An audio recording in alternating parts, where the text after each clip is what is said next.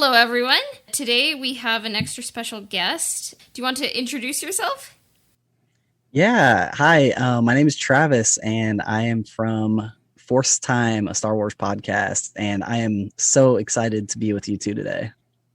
Yeah, Awesome. we've been fans for a long time, and we're just glad that this episode works out, and we can't wait for you guys to hear it. We kind of just had like a fun idea to merge like our podcast together for this one episode, and you named your podcast the Force Time after the Force Time sessions in The Last Jedi. Is that correct?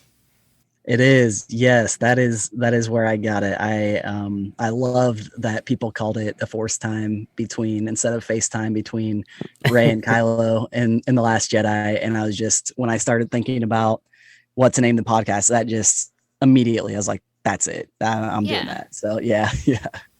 And then our podcast name is the Ebon Hawk, which is the name of the spaceship that both protagonists in Knights of the Old Republic and Knights of the Old Republic 2 use.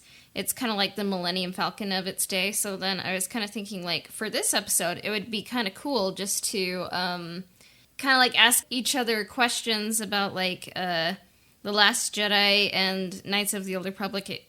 Kind of just like to kind of just learn more about what we both like, and I don't know, I thought it'd be fun, like, because I just, when it comes to like fandom, I think it's better just to like not gatekeep, but to like kind of build on knowledge and just ask questions and have fun. So Yeah, I totally agree with that, and that's why I'm like extra excited because my knowledge of Knights of the Old Republic is very, very low. Like I have a gap, I think everyone kind of has that, right, with Star Wars because, and I've talked about it so many times on my podcast, but I love that there's so many different entry points, and like, it doesn't matter if you like just the animation or just the video games or just the movies.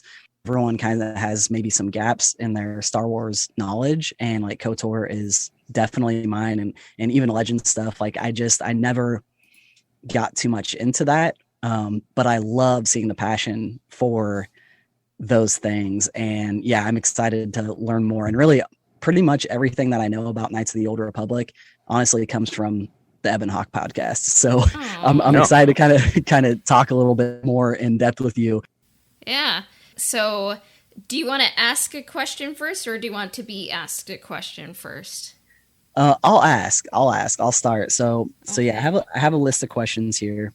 The first one, and this is again coming from someone who has very little knowledge of KOTOR. So either of you can take this, or if you both want to do it, it's totally up to you. But if you had to give a synopsis of Knights of the Old Republic in 2 minutes, how would you do it, or what would you say?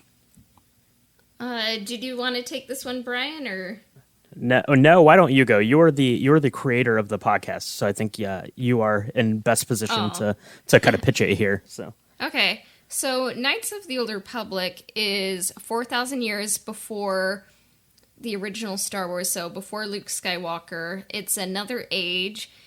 In the first Knights of the Old Republic, you are a Republic soldier who finds himself on a like sinking spaceship. You have to get off, and you crash land on a city planet called Terrace, and you have to get off, and you meet some people who become part of your crew, and the main part of your trio is you, the protagonist, Bastila Shan, a Jedi Padawan who's gifted with battle meditation, and Karth Onasi, who is a soldier in the Republic. And you make it to Dantooine, and you become a Jedi. And then you have to find a Star Forge, which is... You kind of have to go on a quest and piece together everything. It's kind of like Indiana Jones. And this is an era where there are a lot of Sith and a lot of Jedi, and they're at war.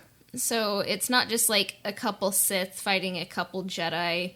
It's kind of more epic, kind of more medieval, more warlike, I guess. And you have to find the Star Forge because that's how the Sith are winning. and because they're just able to create endless amounts of resources, so you want to find it and destroy it. And in Knights of the Old Republic, you can make a choice to follow the light side or follow the dark side, and the choice is up to the player. Canonically, it's Star Wars, so like you choose good. But then in the second game is you are a Jedi exile, and you kind of have to go through.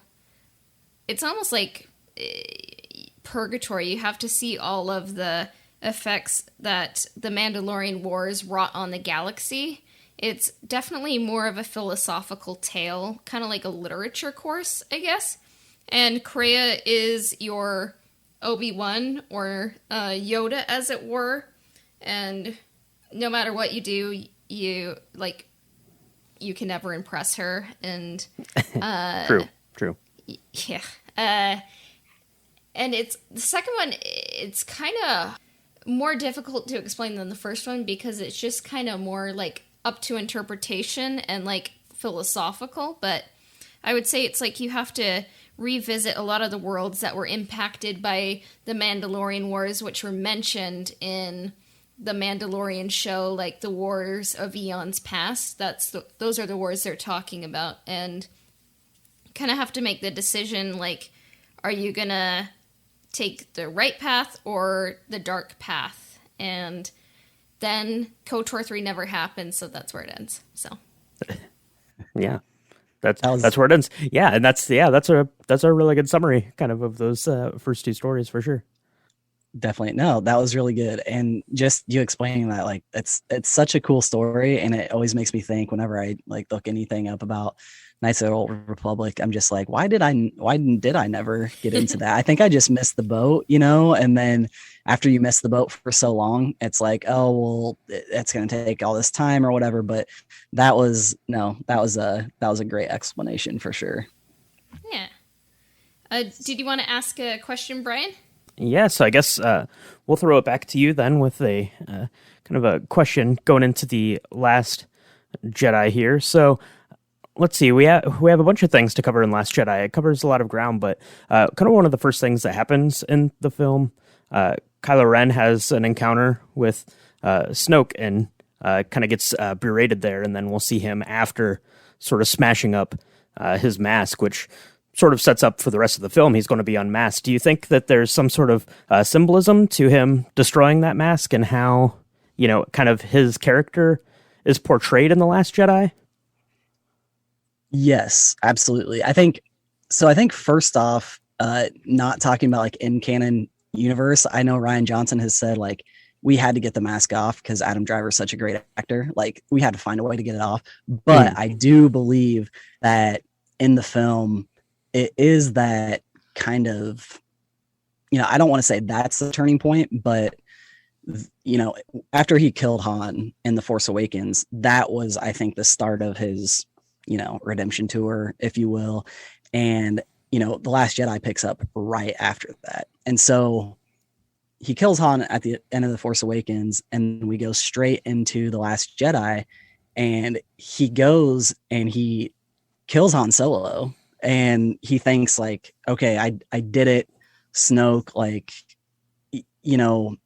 what else do you want from me? And Snoke is still not thinking that, Kylo is worthy or whatever.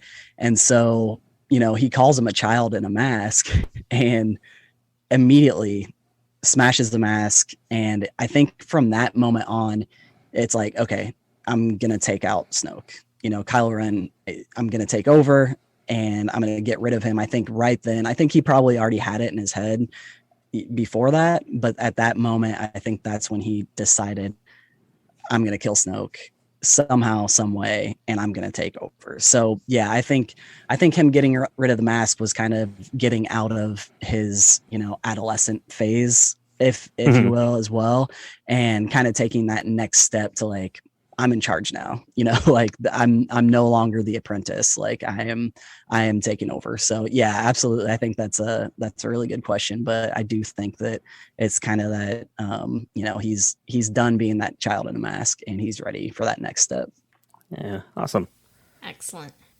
So my next question is, would you rather have a remake? And a lot of mine are going to be like more personal type questions because again, my knowledge of Kotor is really limited, but I think by asking these questions, I'll get more information and I'll be able to learn more. But would you rather have a remake, whether it's live action, whether it's video game, animation, or a continuation of Knights of the Old Republic? Both. I want both for sure. No, I think for me, I would like to see it start with a sort of remaster of the video game, because I think that that's kind of going to tick off a lot of boxes for fans of the kind of original story, the original game, like us, and then introduce it to an entirely new generation of gamer and Star Wars fan, people that didn't grow up with it, people that might try to play it now that find it a little bit clunky. It's not, a modern game, right? It's 18 years old now. So I think I would like to see some sort of like remake, remaster of the game, and then have that story kind of fleshed out fully in sort of a trilogy of movies or some sort of TV show kind of thing, like the Mandalorian, preferably the movie for me, but I'd like to see it come to life in live action and then extend beyond that, whether that be into a TV show or into some spin-offs that explore different aspects of the Old Republic. What about you, Cassia? What would your pick be? I would say both, but yeah, leaning more towards a movie rather than a game, but I think more people would prefer a game. Gotcha. I think seeing it, in a movie or on a TV show or whatever, for me, that would definitely get me like immediately hooked in. And then if they went to like the game route, for sure. But I think either way, at this point, there's been some awesome new Star Wars games that have come out, but I think, it kind of feels like they're just missing something in the gaming world, where if they did kind of remaster and put this back out on like PlayStation 5 or whatever, I think the hype would just be, the hype already, with rumors and everything is already crazy. So yeah, it'd be interesting to see kind of where it'd go. Yeah, I guess time for Last Jedi question. What is your favorite bit of editing in The Last Jedi? That is a great question. There is so much. The first thing, actually, two things immediately came to mind. The first thing is at the end of the movie when Luke Skywalker is having his like ultimate Jedi moment, and like one of the coolest moments in all of Star Wars, talking to Kylo Ren, right, about the rebellion is reborn today, the war is just beginning, and I will not be the last Jedi. When he goes through that speech and, he says the rebellion is reborn today, and it goes to Poe, right? It cuts back to Poe, and then he says the war is just beginning, cuts back to Finn, and I will not be the last Jedi, cuts back to Rey. And that moment is when the whole movie comes together, because something that The Last Jedi does, I think, better than any Star Wars movie is it gives you 4 character arcs like fully fleshed out in this movie. We have Poe, Finn, Rey, and Luke. And in that moment, within that like 15 seconds of Luke saying that, it all comes together. And the way that it was kind of cut up and goes back and forth just gives me goosebumps, like literally talking about it right now. But it's just so good. And I think that, the way we almost get, we almost get 2 or 3 different endings in The Last Jedi, because, after Rey and Kylo, kind of have their standoff where Kylo offers Rey his hand, that could have been honestly the end of a Star Wars movie where it just like either cuts off there or, she says no, they go their separate ways. But then it's like all that stuff happened with, the Holdo maneuver with Rey and Kylo and Finn and Rose on the ship. Like all those storylines come together right there. And then it's like, oh no, we still have like 20 minutes left and we got to go to Crate and had all this, like this second ending, and the way that it all comes together is just so good. And then the other moment that really comes to mind is when Snoke and Kylo are having that conversation towards the beginning of the movie, when he says, when Snoke says hope lives in the galaxy, and right when he says hope, it cuts back to Kylo Ren, and it just kind of like lingers on him for a second, where it's like, that's, and then later Rey says like, then he's our last hope.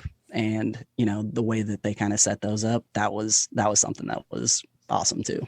Yeah. There's so much good editing and so many great shots and little, like you said, lingering moments and things that you can pick up on after you've watched through it a couple of times. It's just great. Absolutely. Do either of you have a favorite moment like that? Rian Johnson is a master at editing. I would say one of my favorite bits of editing is when Finn asks where Rey is, and then you see Rey, because it's like, it's kind of natural just to make that segue there. So. I really like the different interpretations of Luke's encounter with Ben at the Jedi Temple. I like just kind of the small tweaks and how you're seeing it from the different perspectives as it plays out over those couple of times that he's talking about it. Yes, the Rashomon. That's such a great storytelling device. It was interesting to see that in a Star Wars movie, and the fact that it like worked really well in that Star Wars movie was really impressive for sure. So my next question for you is, what is your favorite reference to Knights of the Old Republic, or reference or Easter egg, whatever you want to call it, in the new Disney canon? So I know there's been a handful of them, like you talked about in The Mandalorian with kind of the reference to the Mandalorian Wars. What would you say is your favorite one so far? I would say for me, it's either Luke wearing like kind of a broken Jedi Crusader Sith saber. So like the Jedi back in the Old Republic days, like when they would like kind of like conquer, like Sith enemies, they would like crush their lightsaber and like wear it as like a pendant. That, or at the end of the first season of The Mandalorian, like just the way that the armor kind of talks about the wars of eons past. Like I just think she has a great voice, and just the way she talks about it, it sounds poetic, like part of an oral tradition. Yeah, I really liked in the second season of The Mandalorian when they fought the Krayt Dragon and they pull out the Krayt Pearl, because that's something that you do on a quest in Knights of the Old Republic. But I'll tell you what, I got so excited when I started reading Light of the Jedi, and I think it's in like the very first chapter they make mention of Kolto, which is something that's pretty important in Knights of the Old Republic as part of the storyline. I got so excited seeing that and just seeing kind of the bridge going backwards. So I think that was probably my favorite little Easter egg, little nod back to kind of this Old Republic era of Star Wars that gave me, some more hope that we're going to see some more lines going backwards. So it seems like, they keep dropping things here and there where it's like, eventually it's like, okay, announce something, like put something out. Like it's, it feels like in, The Mandalorian season 2, when there was all those hints to like seeing different characters and stuff, where it's like, okay, it's inevitable that, this character is going to pop up eventually. Or even right now with the Bad Batch, where it's like they keep dropping hints to like there's all this stuff surrounding like Boba Fett, right? We have Fennec Shand, we have a reference to Boba Fett. We have all this stuff where it's like, okay, well, Boba Fett's probably going to show up eventually. It's kind of the same feeling where it's like, okay, they keep dropping these little things, and, it's stuff that I don't catch like at all. Cause again, not super familiar, but then I see like online later, people are like, oh, that's from, Kotor or whatever. And and it just seems like that just keeps happening a lot. Yeah, for sure. So I'll kind of tie my question into, you mentioned the Bad Batch. So we've got another series coming out here shortly, the Cassian Andor series. So I want your over under on this, Travis. So Cassian Andor series, is Admiral Holdo, is she going to make an appearance or get a mention? Is she going to be running around with Leia in that series at all, do you think? Wow, that would be amazing. I actually hadn't thought of Holdo showing up, but yeah, I don't know. Andor is so interesting because there's legacy characters that are there, that are, alive during that time period, part of the rebellion, and then you have your prequel era, or even like solo characters, stuff like that, where it's like we could have a character like Holdo show up in the same show as, Enfys Nest or Enfys Nest's mother, or things like that, where it's like it's bizarre, that time period where that time period has been leaned on for storytelling, right? That between 3 and 4, but it is interesting to me that especially the rebellion side of things. Yeah, I don't know. Wow, that's a really good question though. I would love to see Holdo show up. That would be amazing. Yeah, I could just imagine they're having some meeting with Bail Organa, and you just see Leia and Holdo just walking through the back or something. So. Yes. I wonder if her hair would be pink or it could be a different color. Yeah. Yeah. Yeah. No, absolutely. I would love that reference if that popped up for sure. Okay, so my next question is, who do you think is the number one character that a casual fan might not really know? So I think, a lot of fans know Bastila Shan and like Darth Revan and Darth Malak. There's those really popular characters that I think a lot of, even casual Star Wars fans know that might not be familiar with it. Who do you think is the number one character that Star Wars fans who aren't familiar with KOTOR, who they really should know, or like, who's your favorite of those kind of side characters? From Knights of the Old Republic, the first one, I would say I like Karth, even though sometimes I'm annoyed by him, but I am like, he's part of the trio, like we need to include him, Orange Jacket, Pistols, Pilot, and then in the second game, it's definitely Kreia. Like, you can't talk about Knights of the Old Republic 2 without Kreia. That's, like, for me, she's, like, a top 3 character. And, like, if you search YouTube, like, so much of, like, the Knights of the Old Republic 2 discussion is just kind of, like, going on about, like, her philosophy. I think, like, that character has led a lot of people to take philosophy courses and, like, go into philosophy. So I get excited when more people discover Kreia. But what about you, Brian?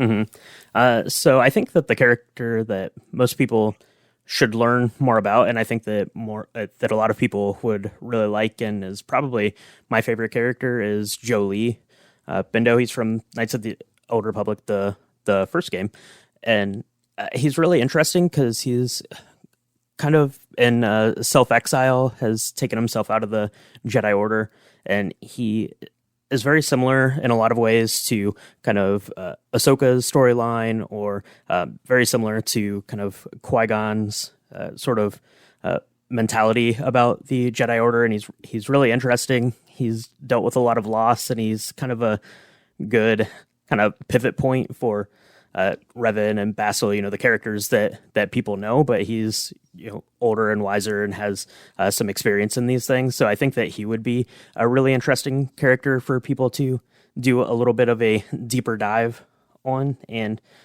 kind of get into some of his backstory and his lore. Love it. I definitely, both duly noted, and I'm gonna be checking those characters out for sure, a little bit more in depth. So that's really good to know. Then, are you familiar with the Prime Jedi Mosaic in The Last Jedi? Yes, Okay. yes. What do you make of that mosaic? Like, what does it represent, do you think?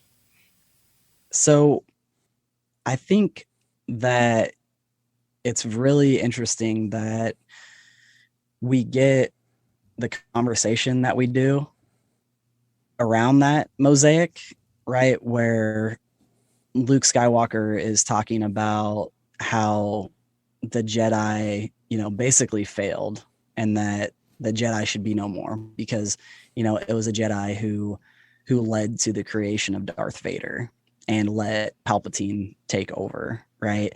But then we have Rey, who's like so far on the other side of things, right there, where Rey is very, at this point she's still very innocent. And like she knows what she knows. Like she knows that Luke Skywalker is the legend. She knows that side of the story, but I don't know if she necessarily knew all of that. And Luke, being kind of where he is in that story is, he's been exiled for a while and he's really thought about this and they're having this conversation. And then he's still, right before that is teaching her about the light side and the dark side. And so I think it's just that two halves of the same coin where it's like you can't have one without the other. It couldn't happen. Rey couldn't go to Octo, find Luke Skywalker, and him just be like, okay, like I'll train you. Like, let's do this. Like, we're gonna go, let's power up, let's go fight the bad guys and win. Like that's not interesting storytelling, like, first of all, but like that's not how things work, right? You have to have both sides. And so Rey gets there, even at the beginning of the movie, Luke throws the lightsaber and it's like, and he even says like, what'd you expect, to come here and I just go face down the First Order alone. And it's like, no, like that can't happen. Like that would, again, that'd be boring. Like he'd just go, and I know some people would love it, if Luke was like, okay, let's go do this. But that wouldn't make sense, for his character. Like why else would he be on this island? And so I think it just kind of shows that you have to have those two sides of things conflicting with each other. And his whole speech when he is training Rey of, powerful light, powerful dark, and she goes to the dark side and, the dark side cave and kind of goes through her journey. So yeah, I think it just really goes back to like, you can't have one without the other. There's always going to be conflict no matter what. Even post Rise of Skywalker, it's not like everything's just gonna be fine. Like if we were to never get another story past 9, okay, yeah, there's your, happy ending or whatever. But like eventually conflicts are gonna come up. I mean, that's just how things work. So I think it's just that two halves of the same coin kind of thing for sure. Yeah, definitely. So my next question. So you brought up actually a couple characters that I had questions on. So I know that there are theories about this. I just wanted to see where you two stood on this. So do you think that Karth is force sensitive? That is an interesting question. Like I have seen that theory before because he seems to kind of be with it. Like he says, I have a bad feeling about this. Something isn't adding up, and his son is revealed to be force sensitive. So, I mean, sometimes we dip into that question, like, does he have enough, like, midichlorians to be a Jedi? I don't know about that, but I feel like being force sensitive is kind of like an allegory for being mindful and being present. And I think, like, he is a good, mature person. I think his paranoia does kind of hold him back, but I don't know if he's just kind of good at expecting everything to go wrong and being prepared, or if he's kind of in tune with the universe. But yeah, it is an interesting question. Yeah, I think with his son being force sensitive, I think that kind of leads you to believe that he might be as well. And he has some intuition, but yeah, I don't, like you said, like what Cassie said, I don't think that it's necessarily like he's force sensitive like a Jedi would be necessarily, but it is just some sort of kind of, elevated thinking and sort of connection that he would have to the Force. So I think, a little bit of Force sensitivity there, but. For sure. And yeah, I think that's interesting, Cassia, how you put it, because it seems like technically everyone is somewhat Force sensitive, right? Because the Force surrounds us, binds us all together.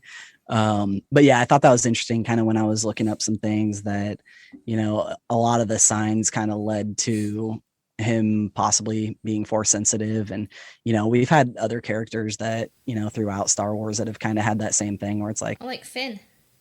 Yeah, exactly. Yeah, it's like, yeah, maybe that's something, and then it turned out to be something. So, yeah, no, it's just an interesting question. Yeah, definitely.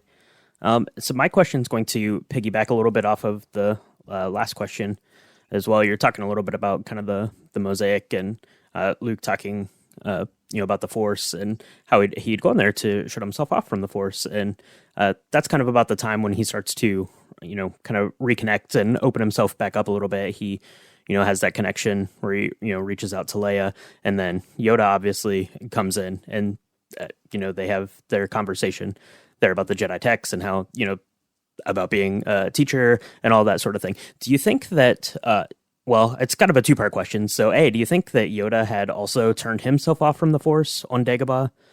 Maybe not necessarily to avoid it, but as maybe some sort of mechanism to protect Luke and Leia and to keep himself in hiding. So that's kind of the first part. And then for the second part of that, then, do you think that Yoda was always kind of aware that Luke was on Ahch-To, hiding out from the Force, trying to do his best to shut it out? Do you think he was just kind of there waiting for him to reach back out? Or do you think that Yoda was out there, kind of looking for that connection to be made?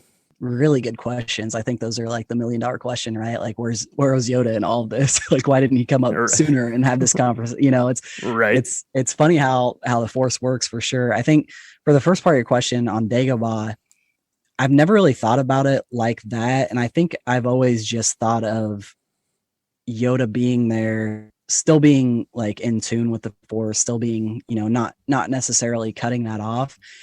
And it reminds me of actually the story that just came out last year. Tracy Dion, who's awesome, just an awesome author. And she wrote the story and from a certain point of view about the cave on Dagobah, from the cave's point of view, and how it basically Yoda has this like special connection even with the cave. Like he, Yoda knows that the cave is Force sensitive, and the cave is like, how does this guy know? And like, why hasn't he left yet? Shouldn't he be scared of me, kind of thing?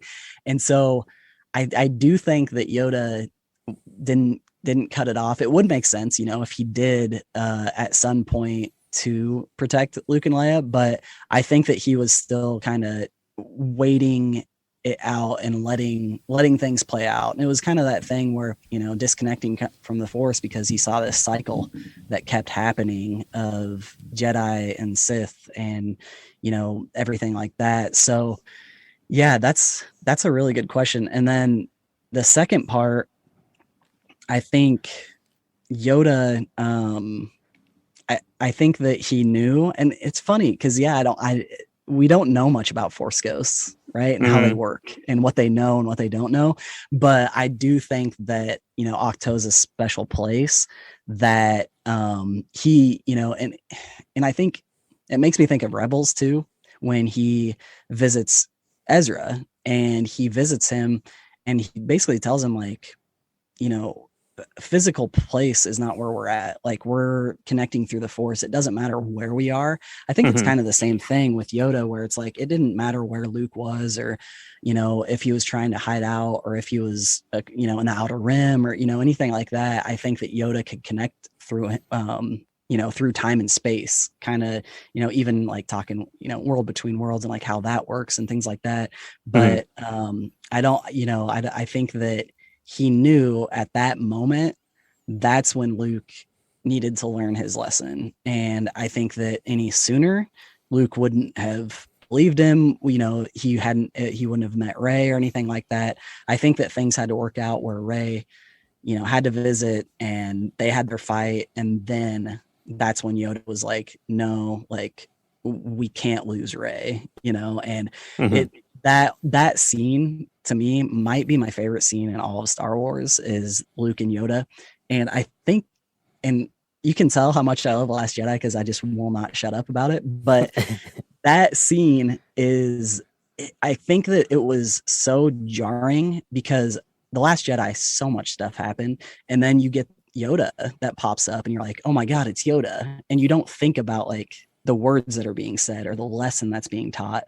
But once you like see it a couple more times and you realize like what's happening, it's like that is, it's such a simple message, but it's such an important message. And especially for Luke, like he's failed a ton. Everybody's failed a ton. I've failed, and I think that, using that failure as teacher, he says the greatest teacher failure is.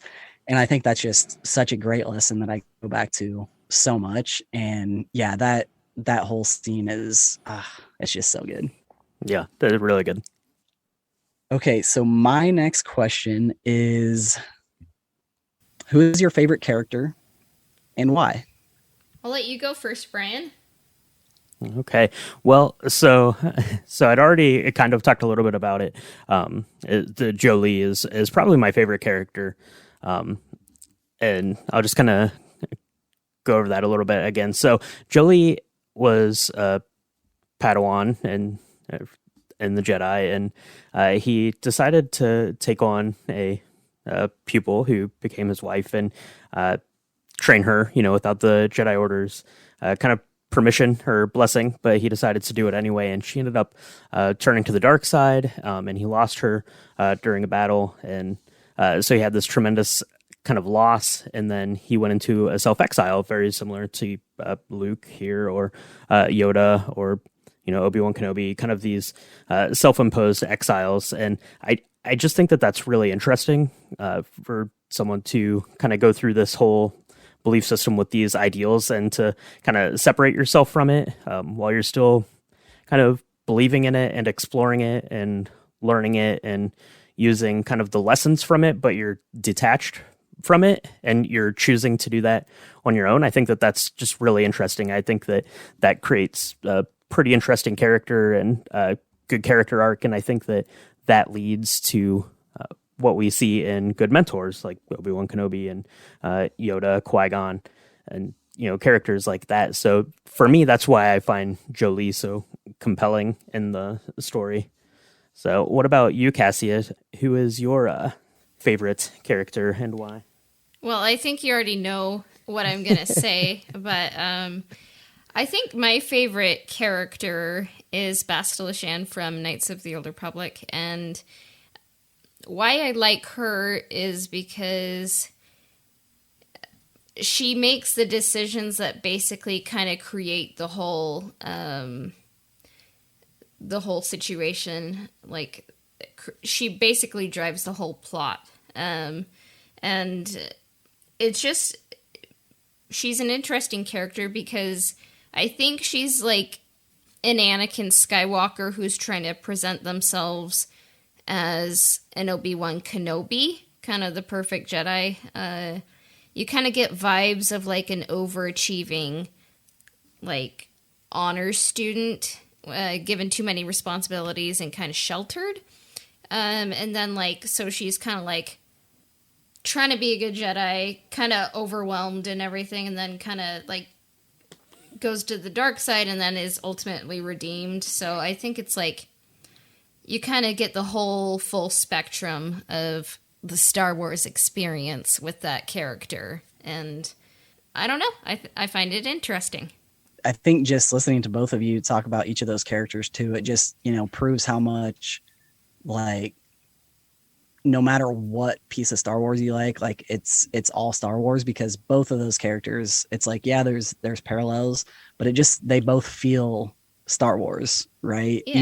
Even if it was someone that nothing about and you just explained both of those, I think that it's just like, oh yeah, like that's a Star Wars character. Like it's all Star Wars. Yeah, exactly. Yeah, so cool.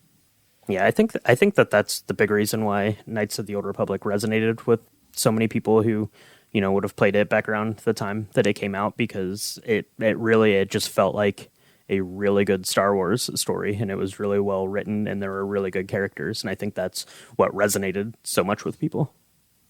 Yeah. Love that.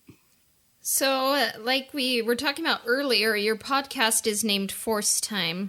What was your favorite ForceTime scene, and why? That's a good question. I'd have to go to the last one,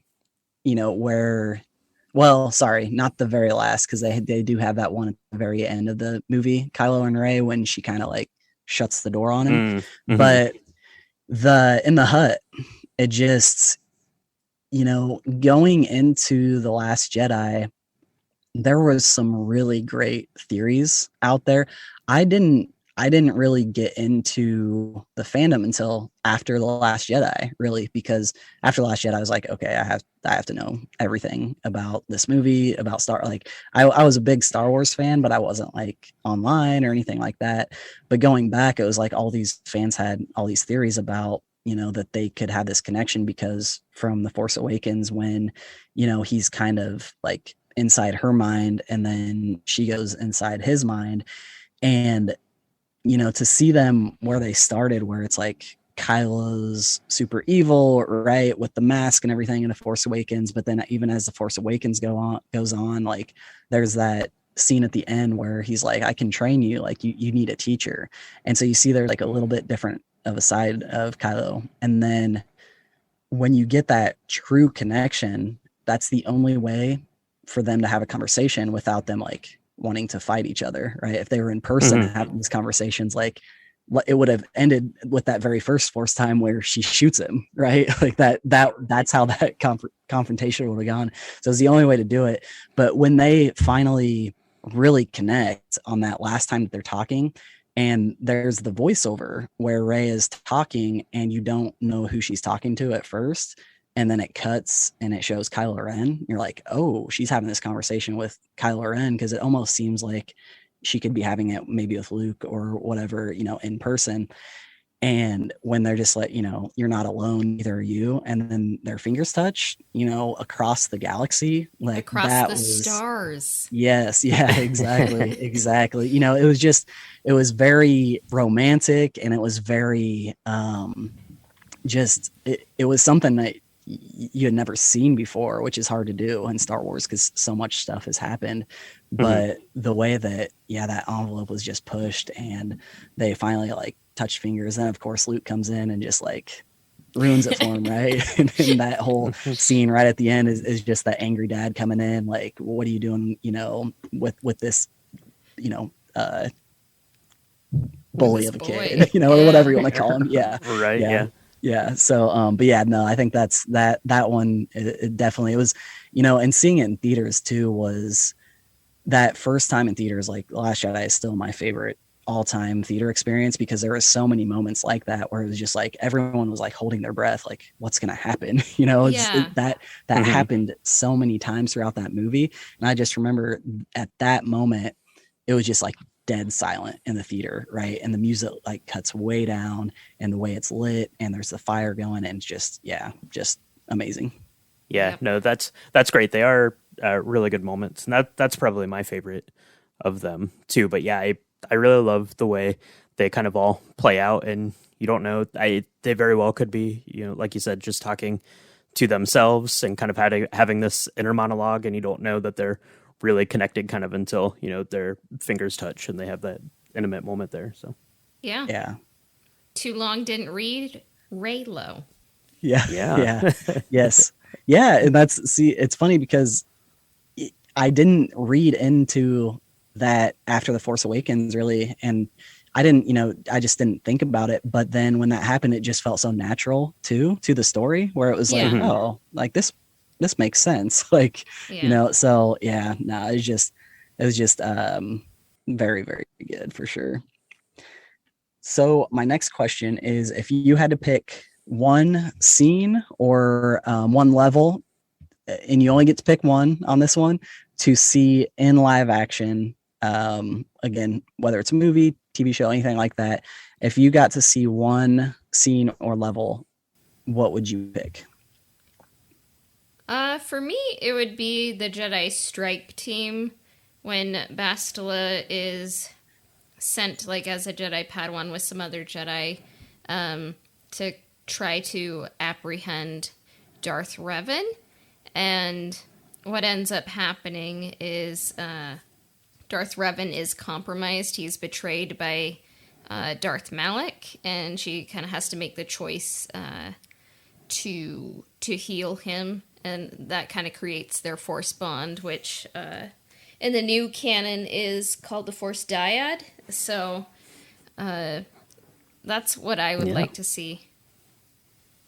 Yeah, so for me, seeing one thing in live action would probably be your time in Korriban, which is the kind of Sith-held planet, kind of the head of the Sith there, and they have the Valley of the Dark Lords there, which is very, kind of similar to like the Valley of the Kings in Egypt. So you have these big tombs and big monuments to all of these ancient Sith Lords, and you're going into these tombs basically to recover artifacts as part of the game. But I would really like to see that played out because I really like, kind of Egyptian stuff. I really like archaeology. I really like Indiana Jones. And I think that it would have a lot of those same kind of vibes, and it would be amazing to see in a Star Wars setting, which is probably why I like Dr. Aphra so much. So I love Dr. Aphra. I just, she's definitely one of my favorite characters. I would love to see her come to life too. And, I think, and I'm not even saying like, just because she's in the comics, like that makes it any different, but I would love to see her in live action and just all the different places she goes. And like you said, the like rogue archaeologist, like just to see what that looks like. But I've listened, I've only been able to listen to the first one of your episode talking about, mapping out kind of what a trilogy would look like. Mm-hmm. And I have really enjoyed that for sure. And I would definitely watch this movie that you're mapping out for sure. Oh, yeah. Awesome. Thank you. We have fun kind of just talking screenwriting, talking movies. Like we have no plans to shoot a fan film or anything, but we just have fun kind of theorizing about it. Absolutely. Yeah. So well, let's see. Going back to The Last Jedi here. So one of my favorite lines in the movie is right at the beginning of the film. Poe gets back and, he is kind of celebrating. They took down the dreadnought, and he's telling Leia that there were, heroes out there. And Leia says, "Dead heroes, no leaders." And that's just one of like 1,000 different teaching moments in The Last Jedi, which are all really great. So you have like Holdo and Poe, you have Rose and Finn, Luke and Rey. Do you have a favorite teaching moment, or do you have a favorite kind of mentor-mentee relationship in The Last Jedi, or a couple, I guess? Because like I said, there are just, tons of really great ones in this one. Yeah, it's really hard to pick because like I said earlier, you have all these storylines, all these character arcs happening, and you see all this growth. Like there's so much growth in this movie. I think for sure my favorite moment is Rose and Finn at the end, when Rose says, it's not about fighting what you hate, but saving what you love. I think that line, those however many words it is, like that explains Star Wars. That's why I love Rose so much. Like Rose is one of my favorite characters because that moment, like throughout, just she embodies what Star Wars is. And I think that, you see that so many times, saving what we love, not fighting what we hate. Obviously the biggest one being Luke, at the end of Return of the Jedi. Right. He's not going to fight the Emperor. He's not going to fight what he hates. He's going to save his father. And, that's what it's about. And, you see it with Obi-Wan in A New Hope, where he puts down his lightsaber against Darth Vader, and he, kind of confuses Darth Vader so they can get away. Right. And he's not fighting what he hates. Obi-Wan could have put up a better fight in that duel, even with him being a little bit older and everything, but he put down his lightsaber. Same thing in Attack of the Clones, where Yoda at the very end of the movie, he has the choice when he's going against Count Dooku, where the only way Dooku can get away is if he like basically threatens Anakin and Obi-Wan's lives and like throws those big, pillars or whatever down to him, and Yoda has to catch them. Right. Yoda could have went after Dooku and killed him right there. Like he could have done that. He was going to beat him, but he chose not to because he was going to save Anakin and Obi-Wan. He wasn't going to let them just die. So I think that, that, and it happens so many more times throughout Star Wars where it's like that lesson and like Finn's overall character arc in The Last Jedi. I think it's so underrated. And I think, that they spent a lot of time on his character arc. And, we go from the beginning of the film of him wanting to get in the escape pod and just leave and go find Rey and run away, which is kind of where he was in The Force Awakens, where all he cared about was Rey. So it made sense. Like he just wanted to run away, when they were in Maz's castle and everything. And then when Rey got captured, all he wanted, like he didn't really care about the rebellion. He wanted to go get Rey. And so that picks up right after. And it's the same thing. And he has to be taught that lesson. And Rose the whole way through teaches him that on Canto Bight with the Fathiers, where Finn's like, oh, that was great. We really roughed up that town. She's like, it's not about that. Like she frees the Fathier. And then she's like, now it's worth it. Like we just freed these animals that were being tortured basically, for these people to, gamble and have fun and stuff. And so like, it's just that whole arc where at the end, like Finn is so on the other side where he's like so with it that he wants to do anything to help the rebellion and take the First Order down, where at the end he was willing to sacrifice himself. And, Rose is like, well, slow down a little bit, like not that much, like you don't have to go that far. And so I just think, when she saves Finn and gives him that line, it's just, that is Star Wars to me, and like I said, like Star Wars means a lot of different things to a lot of different people, but I think that just encapsulates what Star Wars is all about. Yeah, definitely. I'm glad you gave me that question because as you can tell, like I've thought about this a lot. Yeah. and it's funny too, because I started ForceTime after the Rise of Skywalker. Right. So I got into the fandom after The Last Jedi, but like I wasn't just gonna immediately start a podcast and be like, okay, here I am, so I waited and kind of found my own way. And then after the Rise of Skywalker, so I haven't really done a ton. I think I bring up The Last Jedi in every single episode in some capacity, but I haven't done like a full on Last Jedi episode yet, although I do have one coming. But yeah, I've definitely thought about The Last Jedi a lot.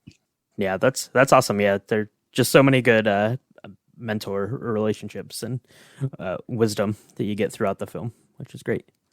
Absolutely. Yeah, it's impressive how many arcs are fully formed and the lessons that they learn. It's really good. Okay, so my next one is, and Cassie and Ryan, you've put this up on the podcast account a couple times. And I think I might know your answers, but what planet from KOTOR would you most like to visit and why?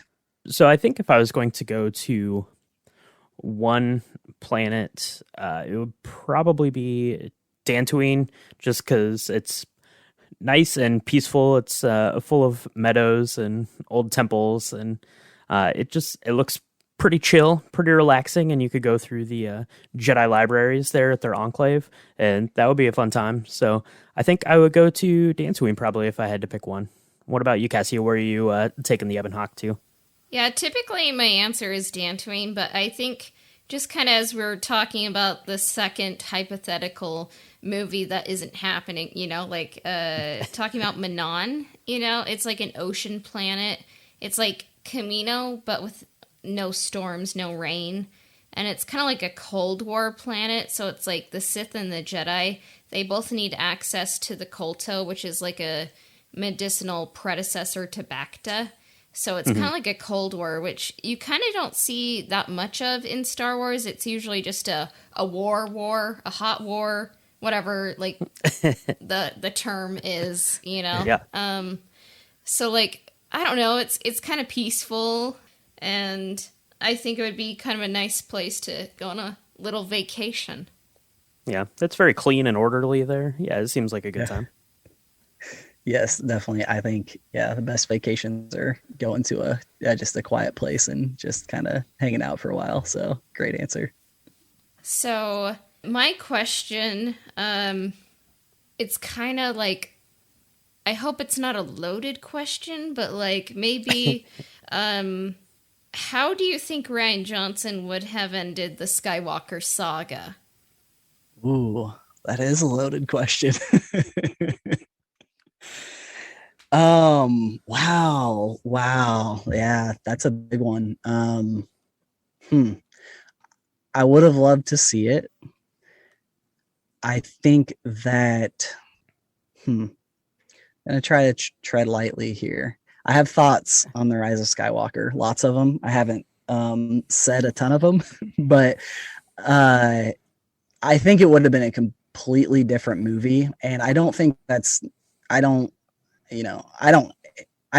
like hate Rise of Skywalker by any stretch, and like I think that it was very Star Wars and everything, but I don't know that. I mean, you have to start with Palpatine, right? Like that's the big one where it's like, was that planned? Was it not planned? It's kind of the same thing where there were hints of it in The Force Awakens and The Last Jedi. It's like, was that planned from the beginning? Yes, no. Signs kind of probably point to no.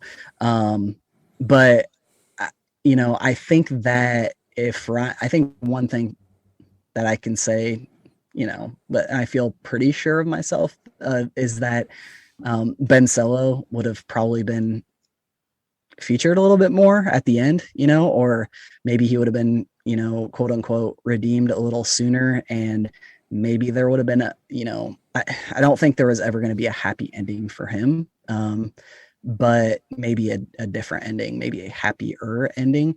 But yeah, I don't think that in The Rise of Sky, I don't think in episode 9, if Rian Johnson had been doing it, I don't think there would have been a MacGuffin necessarily, as far taking up a ton of the movie. Again, not saying that's bad. It's very Star Wars. That happens in a lot of Star Wars things where you got to go find something. But we kind of saw that in The Force Awakens with, we got to find Luke Skywalker. We got to get this map. And then in The Rise of Skywalker, it's like, we got to find Exegol. We got to find this map. It's like, we got to find this knife, and then we got to go to the Death Star, and we got to find the holocron, or the Wayfinder. So I don't think that there would have been as much of a plot revolving around a MacGuffin. Wow, I would have to think about that one more too, though. But that's a couple of my thoughts. Do you have any thoughts on that? I'm very interested now. I think Ben Solo would have been redeemed, and he would have lived. And I think that it would have been a Reylo ending. That's what I think. Just kind of seeing what Rian Johnson has kind of said over the course of the years, and like some of his interviews, I think it would be perhaps more character driven. And I mean, there's parts that I like, from The Rise of Skywalker. Like I love the scene with Kylo and Han. Like it's pretty much perfect, But I think it just wouldn't have felt so hectic and not so much MacGuffin-y, like you say. Mm-hmm. Yeah, I think,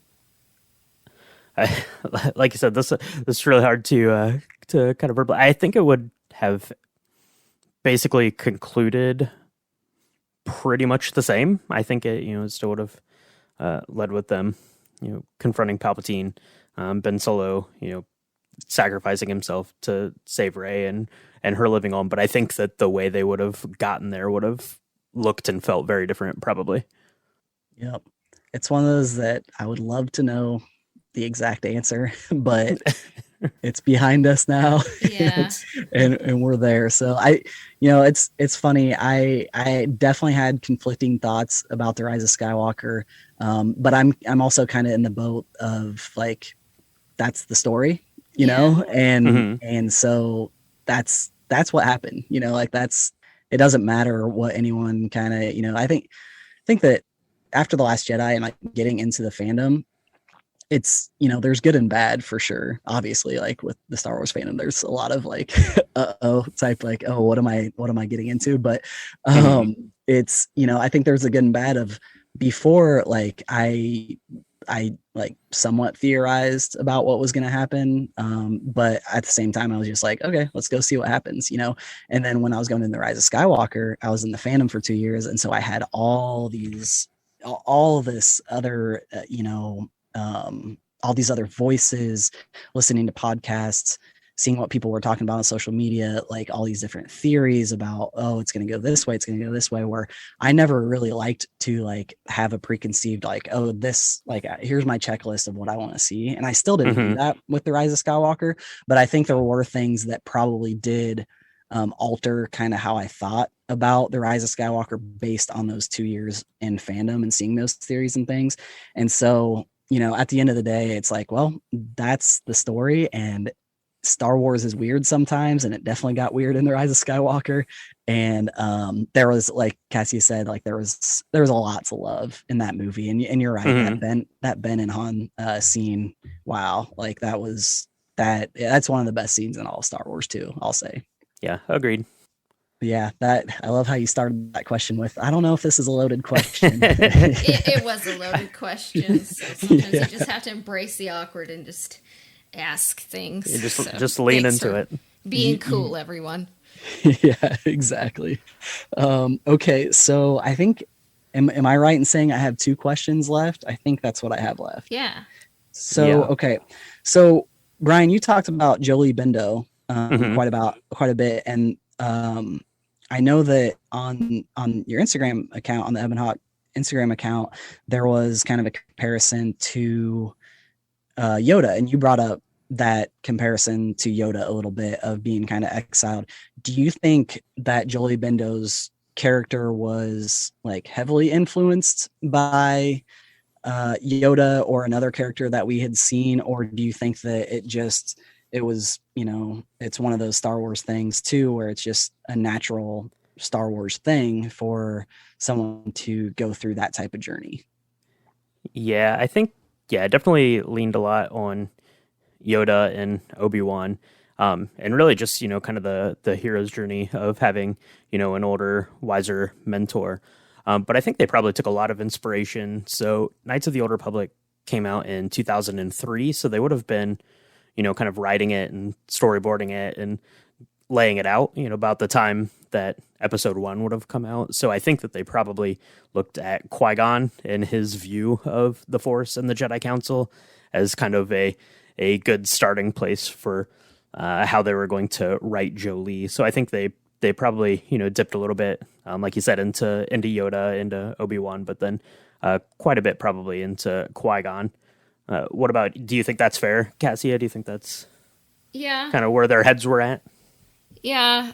I wonder if they took inspiration from Qui-Gon. I would love that to be the case, but I think that they were like, ooh, a nature planet, kind of like Yoda, but I find the more I kind of investigate like Jolie's story, I think there's a lot of parallels with Ben Kenobi. And, but Jolie's kind of his own kind of person, so I would love to see, like, a continuation of his story in some form, so.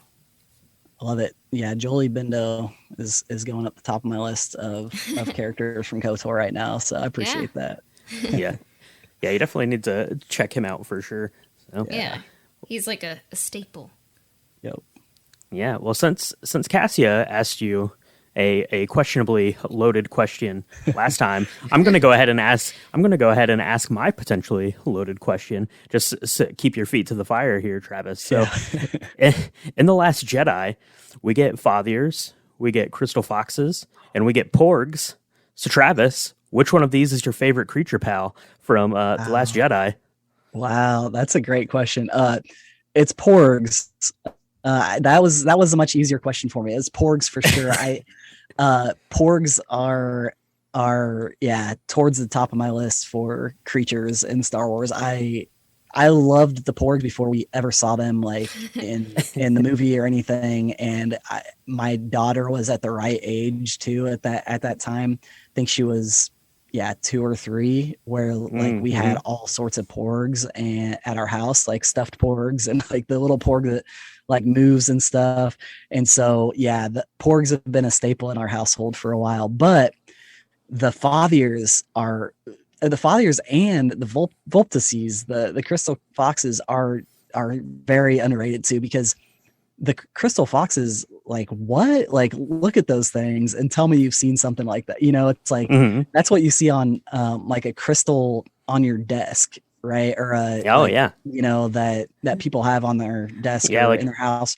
Those magnet things, exactly. It's like those were, and they moved really cool. And the Fathiers, like, who wouldn't want to ride a Fathier? So porgs are up there, but those other two are definitely contenders for sure. That's a great question. Yeah. Somehow I got invited to like a fowl, like a FOWL eating, like kind of like dinner. Like it was themed like fowl eating. I'm like, oh, okay, this is random. Like, and there were a few of them that still had like, I think like BBs in them. I'm like, this is interesting. But I wore my porg shirt at the time. And I was like, is this sacrilegious? Like, I don't know. But so porgs and me are cool, but I think I prefer the crystal fox, honestly. Oh, okay. Can't go wrong. They'll lead you out of caves if you need to get out, so that's good. Yeah, you can't eat crystal foxes, you know, like they'd be too tough. So that's probably true. That's a good point.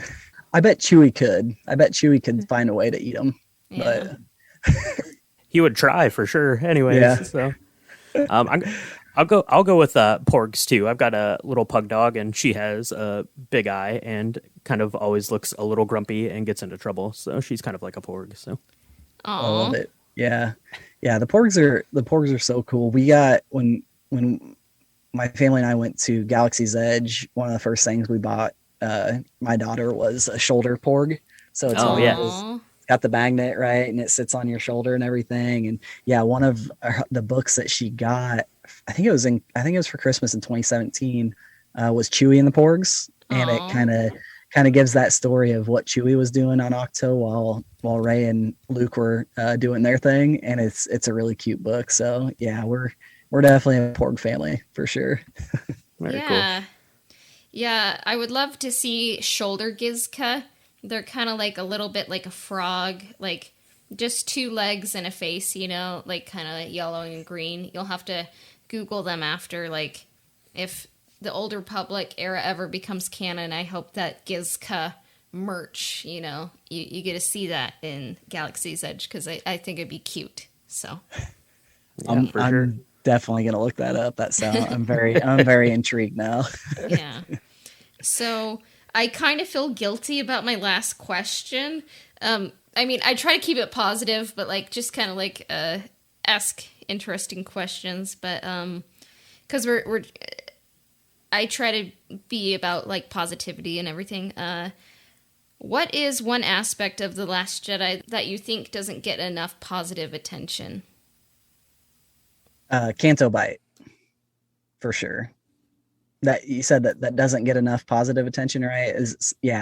So Canto Bite. I think that again, it's one of those things that they were only on Canto Bite for maybe 10 minutes of the movie, but it had such an impact on Finn, and it was so needed for his character to kind of see that side of the galaxy. because he had been, pretty much taken in as a child soldier and brainwashed and all, it was even said like the mission that we see in The Force Awakens, that to open The Force Awakens, that was his first like mission. And so that was like pretty much his first time going anywhere, since he was a young child when they took him. And so, he gets there to Canto Bight and he's like, whoa, this place is awesome. Like, look at all these, it's he had the same reaction as the audience. It was like, whoa, look at this place. Like, it's awesome. There's all these different aliens. They're all dressed up super nice. They're gambling. They all have money. Like, it's so cool. And then Rose like shows him, no, like it's not that great. And she like really lays it out, like what's all wrong. And actually, just talking about that, it really makes me think of the Bad Batch right now and what's going on with Omega, because Omega, she's never been out in the galaxy. And the first time that we see her out, she has this big smile on her face. She's like loving life. She picks up the dirt and drops it. She's like, what is this? Like, this is awesome. It's dirt. And then she keeps like, we keep seeing them go to these other places and she sees the other side of things where it's like, okay, well, things aren't all just perfect. Like, you have to look a little deeper. And so I think that, Canto Bight, like that, I mean, they're riding horses, these giant fathiers through the town. It's just, it's really fun. It's a really fun scene to me. And it's much needed for Finn's character. And it fits, a lot of people would, kind of complain like, well, they go to Canto Bight and they don't do anything. Like, they could have just skipped that and went straight to trying to get into the ship. And it's like, no, like that's part of the character building. And that's something that, a lot of Star Wars movies, they don't get that deep into your second character or your third, leading character. It's like, you don't get those character moments. And, seeing Finn and Rose on that journey through there is just so cool. Plus we get DJ and we also get BB-8 taking out those space cops with like coins. The coins. Yeah. And he does that and he like takes them out, and it's just very like old timey type, like not sitcom, but kind of serial, where it's like, it's pretty unrealistic that he would shoot these coins and they'd all like fall over. So it's kind of that gag, but then he like blows the gun thing out. Yeah. Yeah. Like he's a cowboy, and it's just, I don't know. I love Canto Bight and I think that's something that should get some more love for sure. That was a great question. I thought that the question was going to be, what's something you dislike about The Last Jedi? And I wasn't going to have an answer. I would never do that to you. That would be like someone asking me, like, what do you hate about KOTOR? And it's like, I hate literally nothing. Like, so. That's, I would have just sat here and been like, I don't have anything I don't like. I love it all. So that's a good one though. So, and actually my last question is very similar to that, in that, I kind of asked at the beginning for just a synopsis. We've talked about favorite characters, planets, things like that. But what would you say, again, maybe if you had a minute or 2 minutes to just say like, what's the number one thing, or why do you love Knights of the Old Republic as much as you do? Brian, you can go first and then I'll go. Okay. So for me, what I love about Knights of the Old Republic, it's not so much the gameplay itself, it's that you get immersed into this world with all of these very rich characters inside of Star Wars. And at the time when this came out, it was 2003, so it was just kind of after during the prequels coming out there, so I guess right after Attack of the Clones would have come out. But you never had really gotten to explore the Star Wars universe in this way. I mean, there had been video games and, X-Wing, TIE Fighter, some really excellently done video games, but there was never a way to like explore and live in Star Wars like this.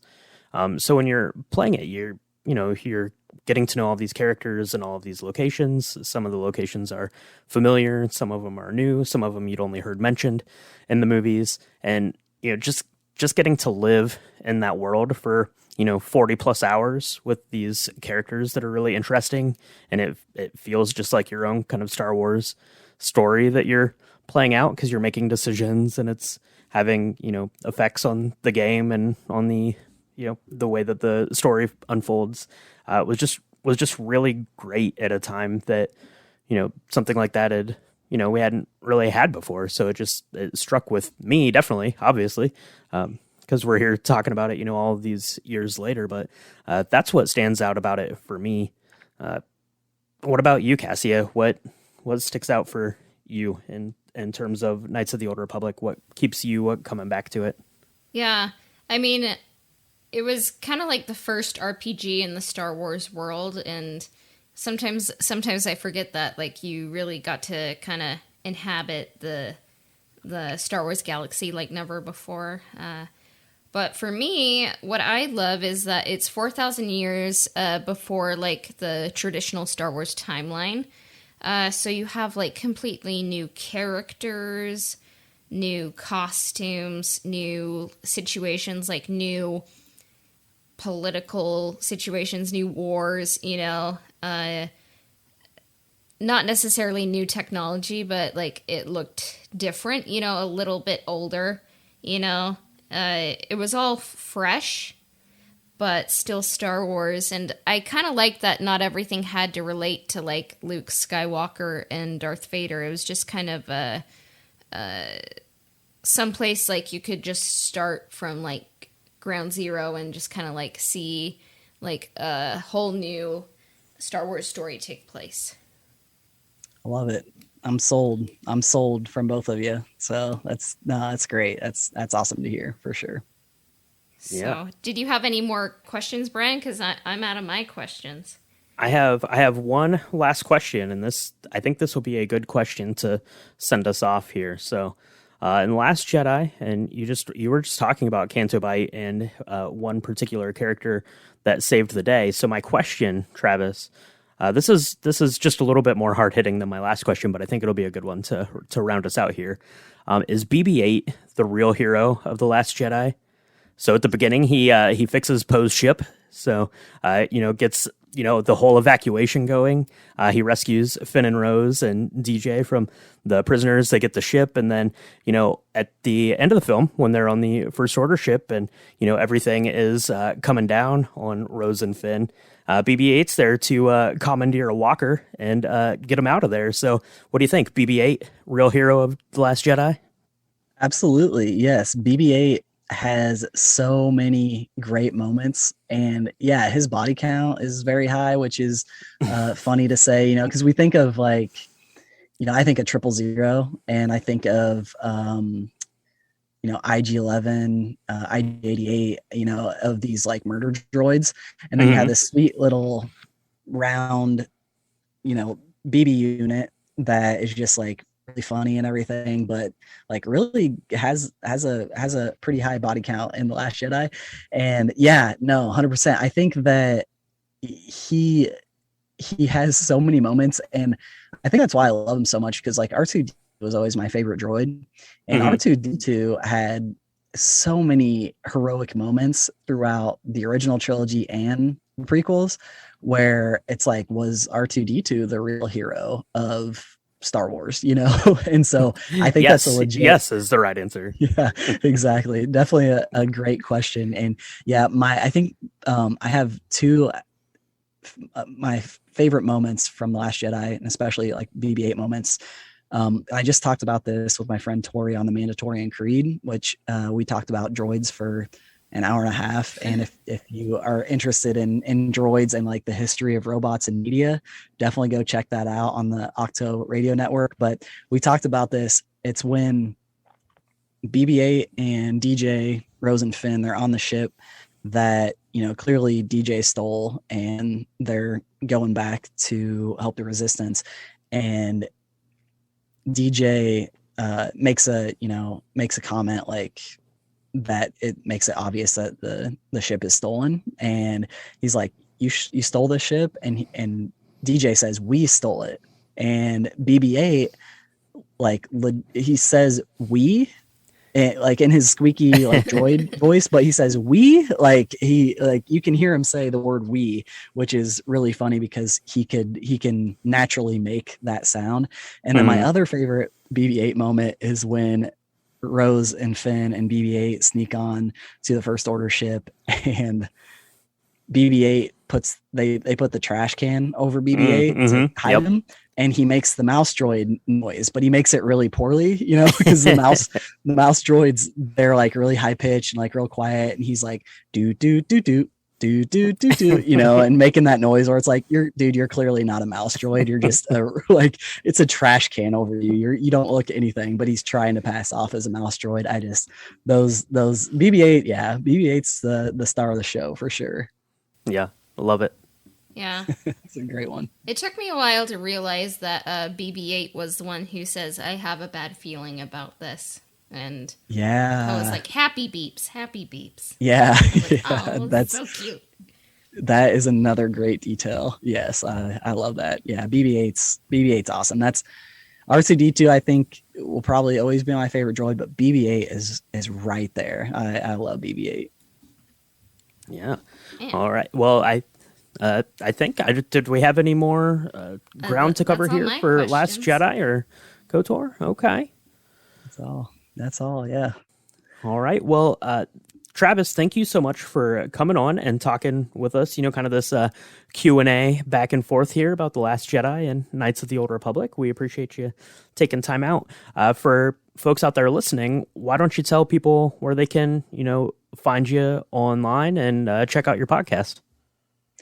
Yeah, absolutely. No, thanks again. This was so much fun. A great crossover episode. It's really fun for me because, obviously I get to talk about The Last Jedi a lot, which is always fun, but also because, you two kind of helped fill that gap a little bit of my Star Wars knowledge, and, listening to you and your love of KOTOR is just, it's infectious. So it's definitely got my wheels turning on, kind of trying to get more into that, but no, so definitely appreciate it. But yeah, you can find the podcast, you can find ForceTime on Twitter at ForceTime Pod, a little bit more active on Instagram at ForceTime Pod as well. And yeah, I have a lot of cool things coming down the pipe. I have a couple series going on right now that we're having new episodes come out soon. So we have a series called Chain Code, where me and my friend Kara are going through and doing deep dives on characters. And so far we've done a deep dive on Chewbacca, and then we've also done Mace Windu, which also is another fun thing to really dig into characters that you think you are very familiar with and know, but until you really start thinking about it and kind of researching and stuff, you kind of get a better appreciation. And then I have another series going on called Star Wars and Pop Culture, where I'm talking to different guests about different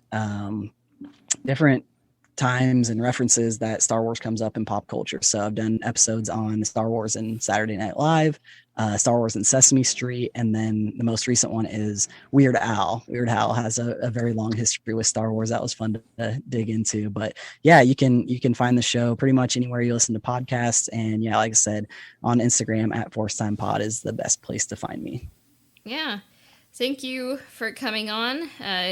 This episode has been a long time in the works, and I'm just thrilled it's finally here, and I just love celebrating The Last Jedi. It's my favorite of the sequel trilogy, and yeah, no, absolutely, mine too. And yeah, I could literally talk about it for hours, so I appreciate you letting me do that for a little bit tonight. All right, everyone, stay safe, stay hydrated, and may the Force be with you. And you can find us on Instagram at Ebon Podcast. And if you want to connect with me, I can be found on Instagram at astro_droid_. On Patreon, the link is in our Instagram bio, or you can find it at www.patreon.com/EbonHawk The Ebon Hawk can be found on Spotify, Apple Podcasts, Google Podcasts, as well as everywhere else that Anchor podcasts are distributed. Subscriptions, reviews, and shares help us out.